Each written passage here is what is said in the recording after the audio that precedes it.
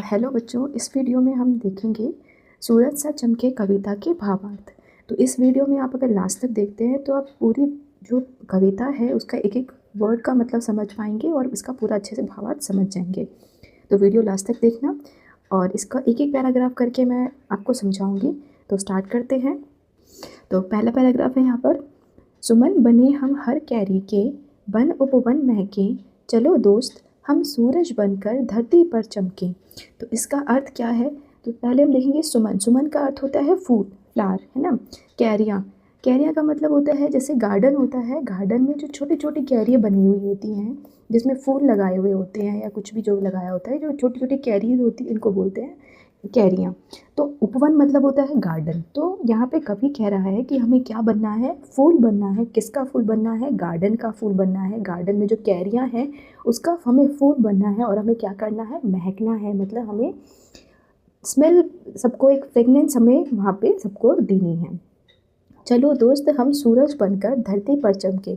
और यहाँ पे क्या कह रहा है कवि कि हमें क्या करना है? सूरज बनना है और जो धरती है उसको चमकाना है, एक चमक देनी है, एक शाइन देनी है हमें। तो यहाँ पे इसी पैराग्राफ में कवि ने दो चीज़ बोली है कि हमें सुमन फूल बनना है और सबको महकाना है, फ्रेगनेंस पहुँचानी है, और सूरज बनना है और उसको सबको चमकाना है, एक शाइन देनी है। तो यहाँ पे प्रॉपर जो अर्थ आप लिखोगे वो कैसे लिखोगे देखो। कवि कहता है कि हमें फूलों की तरह बनना चाहिए जो हर जगह खुशबू फैलाते हैं। हमें सूरज की तरह प्रकाश फैलाकर संसार को बेहतर बनाना चाहिए। तो यहाँ पे कवि सबको, संसार को, धरती जो बोली जा रही है, धरती मतलब संसार जो यहाँ पे सब लोग रहते हैं उनको बेहतर बनाने का हमें काम करना है। नेक्स्ट पैराग्राफ है, एक धरा है एक गगन है, सबकी खातिर एक पवन है, फिर क्यों बटा बटा सा मन है, आओ स्नेह कलश बनकर हम हर उर में छलके। तो यहाँ पे धरा का मतलब होता है धरती, गगन मतलब आसमान, स्काई, है ना, और सबकी खातिर एक पवन है। पवन मतलब होता है विंड, हवा, ठीक है। तो एक धरा, धरती भी एक है, गगन भी एक है मतलब आसमान भी एक है, और एक ही पवन है, सबके लिए एक ही तरह की हवा है। फिर भी बटा बटा सा मन है, फिर भी हम मन क्यों ऐसे बटा बटा है, सब मतलब एकता नहीं है, और ऐसे बोला जा रहा है कि डिस्ट्रीब्यूट क्यों हो रखा है मन, हर जगह अलग अलग किस तरह, ऐसा क्यों है? तो यहाँ पे क्या कह रहा है कि आओ स्नेह कलश बनकर हम, तो हम क्या बने? स्नेह मतलब प्रेम का एक कलश, एक पात्र हम प्रेम का बने, और क्या करें? हर उर में छलके। उर मतलब होता है दिल, हृदय, है ना, हर्ट। तो हर दिल में, हर एक दिलों में क्या करना चाह रहा है कवि? प्रेम बरसाने या प्रेम का एक दीप जलाने की बात यहाँ पे कर रहा है। तो यहाँ पे भावार्थ देखेंगे इसका प्रॉपर। धरती आकाश और पवन, है ना, धरती आकाश और पवन सबके लिए समान है, सबके लिए एक जैसी हैं, फिर भी लोगों के मन आपस में क्यों बटे हुए हैं, मतलब क्यों बटा बटा सा है, एकता क्यों नहीं है सब में। तो हमें भेदभाव छोड़कर एक दूसरे से प्रेम करना चाहिए। तो यहाँ पे बटा बटा है मन, और क्या है? भेदभाव है सब में। भेदभाव का मतलब होता है कि सबको एक समान दृष्टि से ना देखना, किसी को कि ये गरीब है, ये अमीर है, या ये छोटी जात का, ये बड़ी जात का, इस तरीके से जो भेदभाव है कि ये लड़की है, ये लड़का है, या ये उच्च कुल से है, इस तरीके के जो भेदभाव होते हैं वो सब हमें छोड़ देना है, हमें उन सब पे ध्यान नहीं देना है, और क्या करना है? एक दूसरे से प्रेम करना है, प्यार करना है। आओ हम प्रेम और स्नेह से भरे पात्र बने, एक कंटेनर, मतलब पात्र मतलब कंटेनर, हम एक कंटेनर बने जो स्नेह और प्रेम से भरा हुआ है, और वो सबको अपने प्यार को सबके हृदय तक पहुंचाए। जो हमारा प्यार है, हमारे प्रेम है, स्नेह है, एक सबको एक जैसा रखने के लिए, सबको प्रेम से रखने के लिए जो हमारे अंदर एक इच्छा है वो हम सबके हृदय तक पहुँचाएँ, सबके दिलों तक पहुँचाएँ। तो आई होप आपको समझ में आ रहा होगा। अगर आपको अच्छे समझ में आ रहा है तो प्लीज़ इसको लाइक ज़रूर कर लेना, और मुझे कमेंट करके ज़रूर बताना कि आपको ये वीडियो समझ में आई है कि नहीं। तो आगे देखते हैं नेक्स्ट पैराग्राफ। कहीं खो गया है अपनापन, सबके होठों पर सूनापन, चुप्पी साधे हर घर आंगन, बुलबुल कोयल मैना बनकर डाल डाल चहके।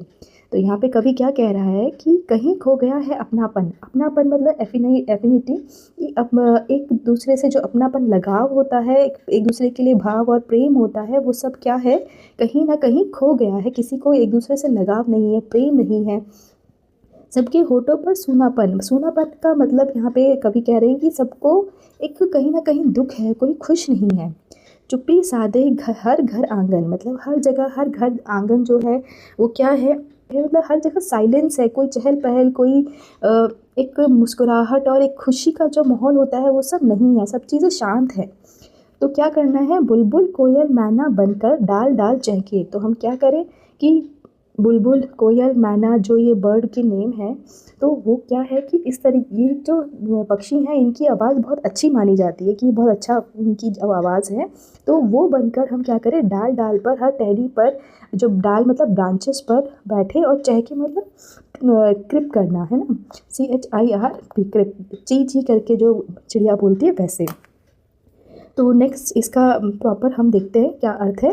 आज लोगों के बीच अपनापन कम हो गया है, मतलब आपस में प्रेम भाव नहीं है, हर और उदासी और चुप्पी दिखाई देती है। उदासी मतलब सैडनेस सी फैली हुई है, सब चुप है, साइलेंस है हर जगह पे। हमें पक्षियों की तरह मधुर बोल बोलने चाहिए और खुशी फैलानी चाहिए। जैसे चिड़िया अगर कहीं पर होती है तो वो लगातार जैसे ची ची ची ची ऐसे करती है, एक मधुर आवाज़ होती है, एक चहल पहल होती है, एक शोर होता है बहुत प्यारा सा। इस तरीके से जो कवि है वो ये कह रहे हैं कि पक्षी बनकर हर जगह एक मधुर बोलने वाला एक बोल हमारे हों और सबको हम वहाँ पे खुशियाँ पहुँचाएँ, खुशियाँ फैलाएँ। यहाँ पे लास्ट पैराग्राफ है ये। नयन किसी के रहे न गीले, हंसते हंसते जीवन जी लें, अमृत विष मिलजुल कर पी लें, हर मुश्किल से तपकर निकले कुंदन बन दमकी। तो इसका क्या अर्थ है, नयन मतलब आइस, आँखें है ना, नयन किसी के रहे न गीले, गीले गीले अगर नयन है इसका क्या अर्थ है कि वो दुखी है, परेशान है, कहीं ना कहीं वो रो रहा है, जब आँखों में पानी आता है मतलब वो क्या है, रो रहे हैं।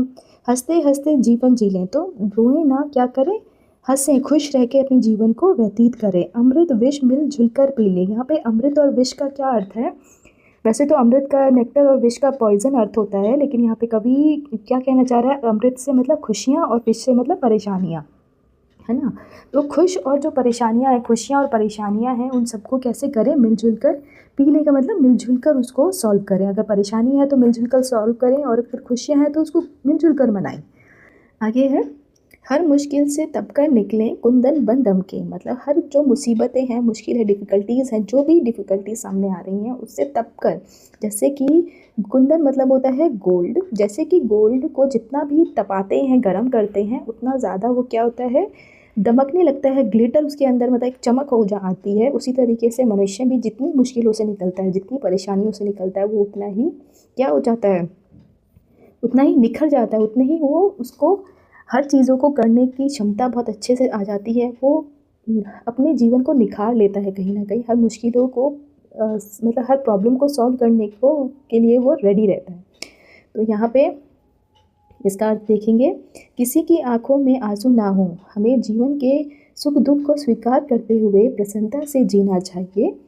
मतलब वही जो मैंने बताया है कि कोई भी रोए ना, और जो भी ये सुख दुख हैं, ये परेशानियां हैं, उन सबको स्वीकार करें, जो भी हमारी लाइफ में कुछ भी दिक्कतें हैं उनको स्वीकार करें, उनको सॉल्व करें, और उन सब चीज़ों से कुछ ना कुछ सीखें और अपनी लाइफ में खुश रहें, है ना। प्रसन्नता से जीना चाहिए, हमेशा खुश रहना चाहिए। जो भी आपकी लाइफ में डिफ़िकल्टीज़ है तो उनको आप सॉल्व करके, उनसे बाहर निकल के अपने आप को इतना सक्षम बनाओ कि खुद को आप उन सब चीज़ों से निकाल सको, है ना, और खुश रहो।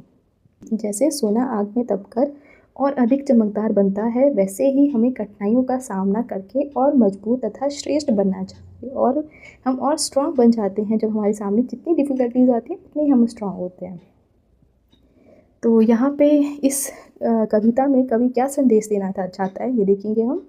तो यह कविता प्रेम, भाईचारे, एकता, सकारात्मक और कठिनाइयों का साहसपूर्वक सामना करने की प्रेरणा देती है।